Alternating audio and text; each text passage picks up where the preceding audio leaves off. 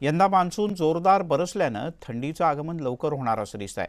हिवाळ्यात देशाच्या बहुतांश भागात कडाक्याची थंडी राहील असा अंदाज हवामान विभागानं वर्तवला आहे।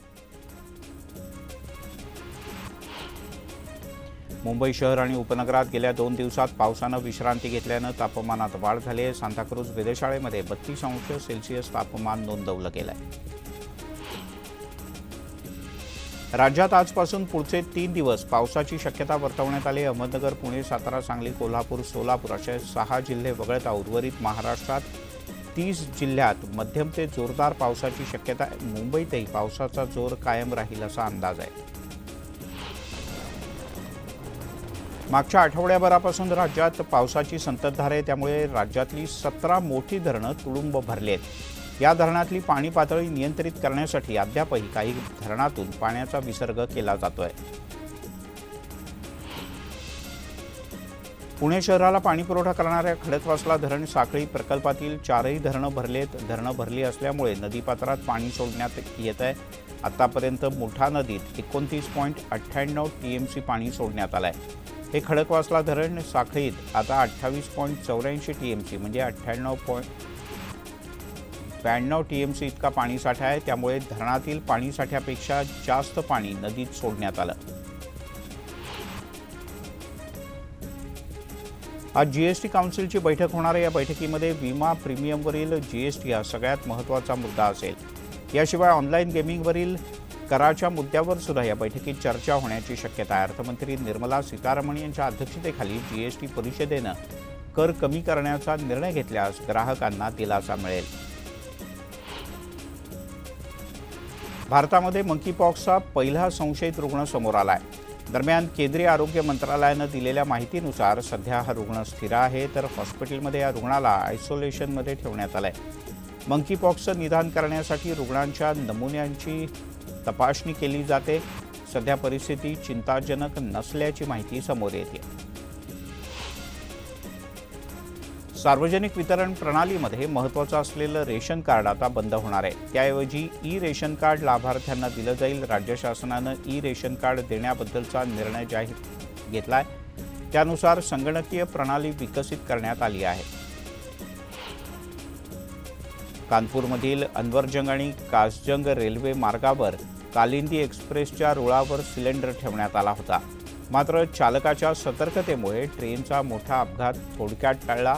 इमर्जन्सी ब्रेक लावून गाडी थांबवण्यात आली, त्यामुळे मोठा अनर्थ टळला आहे। गोवंडी रेल्वे स्टेशनवर प्रवासी लोकल खालती जाताना कर्तव्यावर असलेल्या पोलिसांनं वेळीच धाव घेतली आणि त्या प्रवाशाला ओढून बाजूला केलं। हा धक्कादायक प्रकार सीसीटीव्हीत कैद झालाय। संबंधित व्यक्ती आता किरकोळ जखमी झाली असून त्याच्यावर रुग्णालयात उपचार सुरू आहेत।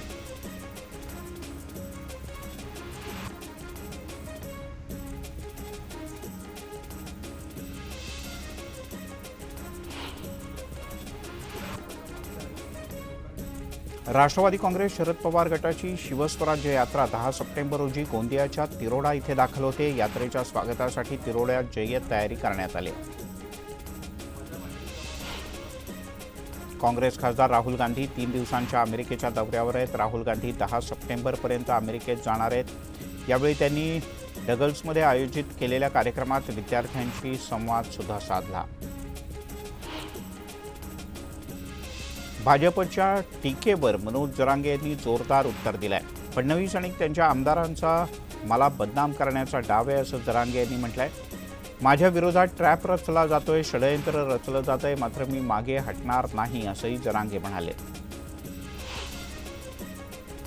मालवणमध्ये छत्रपती शिवाजी महाराज यांचा पुतळा कोसळून झालेल्या दुर्घटनेची दखल घेण्यात आली आहे। या पार्श्वभूमीवर आगामी सांस्कृतिक धोरणात काही बदल करण्यात आले आहेत। राष्ट्रपुरुषांच्या पुतळ्याची उंची किती असावी याबद्दलचे नियम निश्चित करण्याबरोबरच शिल्पाची कलात्मकता जोपासण्याकरता काही महत्त्वपूर्ण शिफारसी तज्ज्ञ समितीनं केल्या आहेत।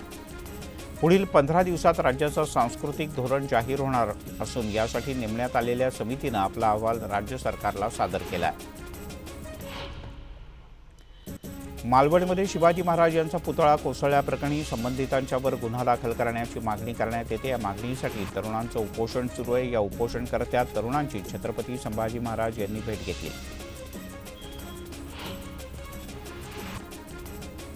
सणावारात लोकलच्या गर्दीचा फायदा घेऊन विनातिकीट प्रवास करणाऱ्या प्रवाशांची संख्या वाढली आहे. त्यांच्यावर अंकुश ठेवण्यासाठी कारवाई केली जाते. गेल्या 6 महिन्यात 82,000 प्रवाशांवर कारवाई करण्यात आली. त्यांच्याकडून जवळपास 2.25 कोटी रुपयांचा दंड वसूल करण्यात आला. आज कामावर निघालेल्या प्रवाशांना पश्चिम रेल्वेच्या वेगमर्यादेचा काहीसा त्रास सहन करावा लागेल, कारण नव्या 6व्या मार्गिकेची जोडणी पूर्ण झाली असून चर्चगेटकडे जाणाऱ्या धीम्या मार्गावर सुरक्षेच्या कारणास्तव वेगमर्यादा लागू करण्यात आली. त्यामुळे आठवडाभर लोकलच्या फेऱ्या विलंबानं होतील. कोकणातून गणेशोत्सवासाठी गेलेल्या मुंबईकर चाकरमान्यांचा परतीचा प्रवास सुखकर व्हावा यासाठी कोकण रेल्वे प्रशासनानं विशेष गाडी सोडण्याचा निर्णय घेतला आहे. मडगाव ते पनवेल या विशेष गाडीची घोषणा कोकण रेल्वे प्रशासनाकडून करण्यात आली. 15 सप्टेंबर रोजी ही गाडी सुटणार आहे. देशात महागाई वाढते, त्याचप्रमाणे घराच्या किमतीत सुद्धा मोठी वाढ होते. दिल्ली आणि मुंबईतील घरं आता सर्वसामान्यांच्या आवाक्याबाहेर गेलेत. कोरोनानंतर रिअल इस्टेट क्षेत्राला पुन्हा एकदा चांगले दिवस येत आहेत. घराच्या किमतीत वाढ झाली असली तरीही गृहकर्जाच्या सुविधेमुळे अनेक जण घर विकतात सुद्धा.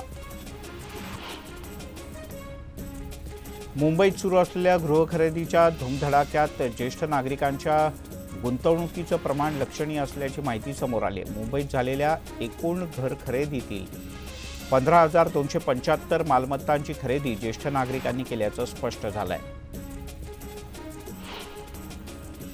मीरा भाईंदर महानगरपालिकेच्या वतीनं पालिकेच्या 36 शाळांमधील 200 सीसीटीव्ही कॅमेऱ्यांच्याकरता नियंत्रण कक्ष बनवण्यात आला आहे. मुख्यमंत्री एकनाथ शिंदे यांच्या हस्ते ऑनलाईन स्वरूपात या कक्षाचं उद्घाटन करण्यात आलं. असा उपक्रम राबवणारी मीरा भाईंदर महापालिका ही राज्यातली पहिली महापालिका ठरली आहे.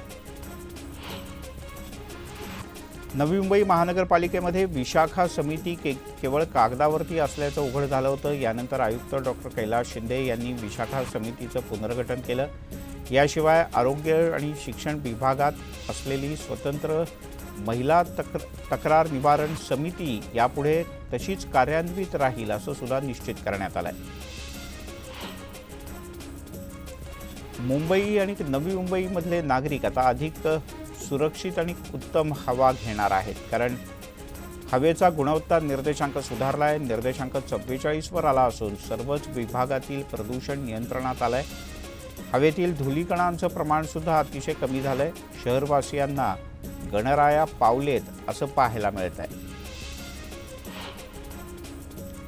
महावितरणच्या महाडिस्क या संकेतस्थळावर आता ऊर्जा चॅटबॉट सुरू करण्यात आला आहे. त्यामुळे आता वीज ग्राहकांना नवीन कनेक्शन, वीज पुरवठा खंडित होण्याच्या समस्या यासह विविध गोष्टींच्या तक्रारींचं निवारण हे ऑनलाईन पद्धतीनं होईल. अगदी दर महिन्याला आलेलं जास्तीचं बिल यासह सर्व तक्रारी महावितरणच्या बद्दलच्या तुम्ही इथे करू शकता.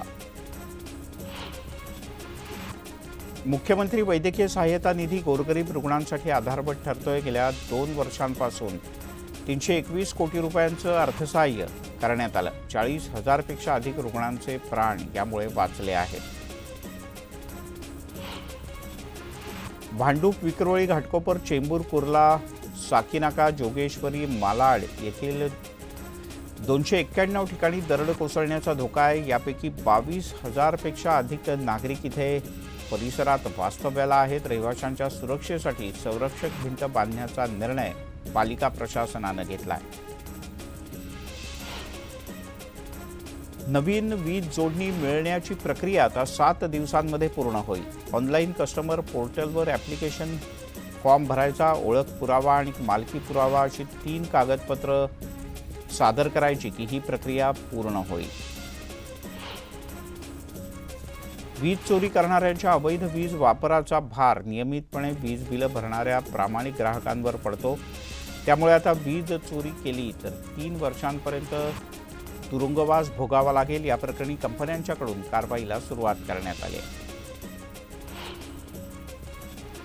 अपघातांच्यामुळे टीकेला सामोरं जावं लागणाऱ्या समृद्धी महामार्गावर 16 ठिकाणी प्रवाशांच्याकरता सोयीसुविधा निर्माण करण्यासाठी महाराष्ट्र राज्य रस्ते विकास महामंडळानं हालचाली सुरू केल्यात.